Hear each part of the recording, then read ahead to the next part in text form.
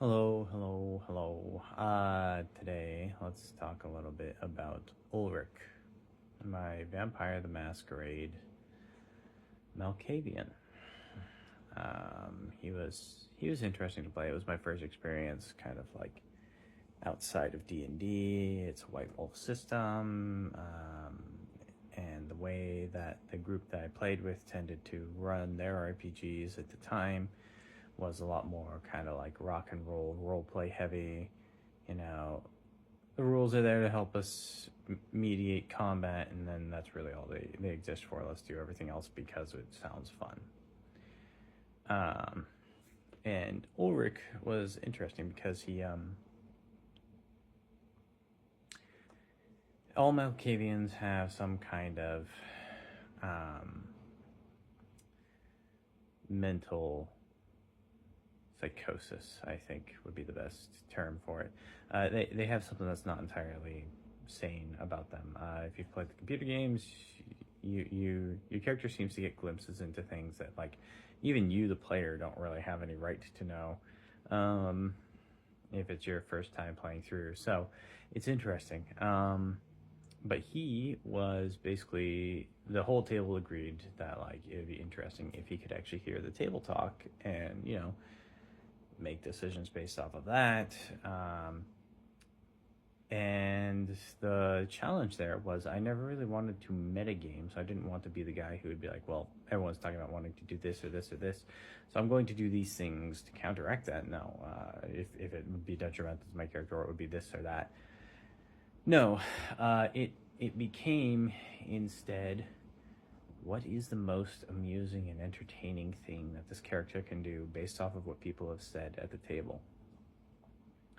And one example was he was trying to extricate someone from a situation at a bar because they had drawn too much attention to themselves. And I'm trying to figure out some way to convince them to leave. And everyone's like, oh, do this, oh, do this, oh, do this. And someone just goes, throw your drink on them. And I just went, okay. And so I decided to do that. And because I was like, well, here's the thing, that makes sense. Like, if someone is no longer dressed nicely and they were a character who actually was kind of concerned with how their appearances were, their clothing has been ruined by having a drink spilled on it, they're going to not want to be in the area. Okay, makes sense. They're going to want to go home, get a change of clothes, blah, blah, blah. So I figured, yeah, why not? I might make an enemy out of this because, the player character will not be happy that my character splashed a drink all over their fine clothes, but it'll get them to leave. That was all my objective was. So, doing those kinds of things, but then also just kind of like when people would say something and be like, oh, it's this, all being able to use their knowledge as my knowledge because, hey, I don't know how like this works or what this creature is or anything like this, but my character should. And then being able to be like, okay, well, it's fair for me to metagame in that regard because everyone's like, oh, you should be doing this. And Malkavians do have somewhat of a way of knowing some insight. Because technically what one Malkavian knows, all Malkavians know. So it's kind of interesting. And he was fun to play. He was constantly just like, what is going to be the most fun? What is going to be the most like party? He lived to be in the center of social amusement, and that was his whole driving force. So anytime he had an opportunity to try and build on that, that's what he would do. Combat-wise, wasn't necessarily the most interesting, except that he could kind of like lock people down by sharing his insanity with them. And then eventually, he became such a nuisance that they made him a prince of a town that was like, or a city that was so far removed from where they were that like no other vampire really had to worry about him. But he ended up with I don't remember the name of the clan, but they were basically necromancers. And it was another player character who became his sheriff.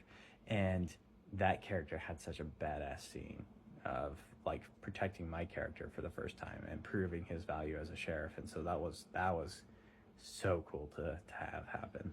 But I think my favorite moment, and the moment that a lot of people still like whenever I bring it up, they're like, oh yeah, was so we started in more ancient times so that we could explain that our kind of explain away that we wanted to have higher power level characters. So they were a younger generation of, or an older generation of vampires, so that they could have access to more blood pool, more powers, all blah blah blah blah blah.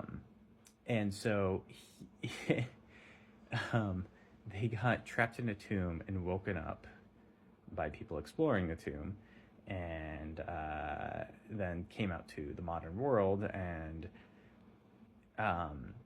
as we were trying to get ourselves oriented in the new world, we ended up hiding in a warehouse on like a waterfront, and got attacked by some paramilitary, something like that.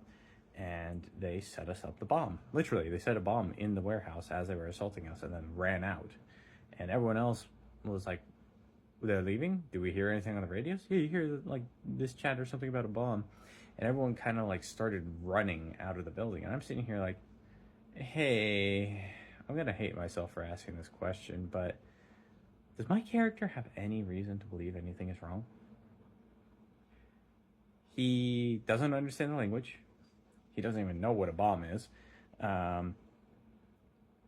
All he knows is these humans are running away, and a bunch of vampires had been fighting them, so clearly the humans are afraid of the vampires and booking it out now, right? And the GM just kind of went, yeah, unfortunately that is kind of the right of it. And so I said, okay. I find the nearest crate or chair that is available for a comfortable sitting height, and I sit on top of it. And they went, well, unfortunately, that would put you right on top of the bomb. And they took mercy on me and launched him out of the warehouse instead of blowing him up, as they very well could have and should have, honestly, if we were going to be like very realistic about the situation. And in that moment,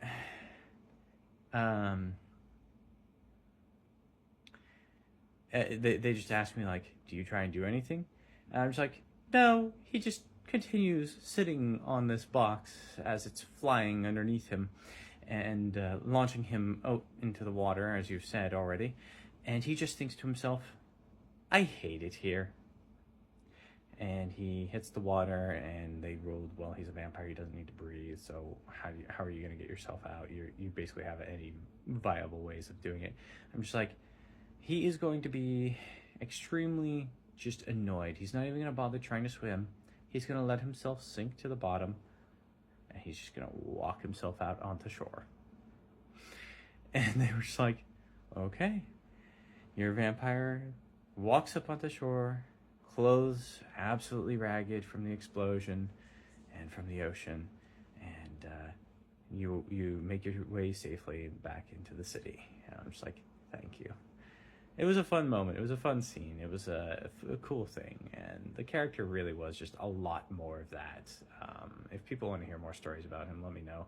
He was entertaining to play, and we only played that game for a handful of months, and really only a couple handfuls of sessions.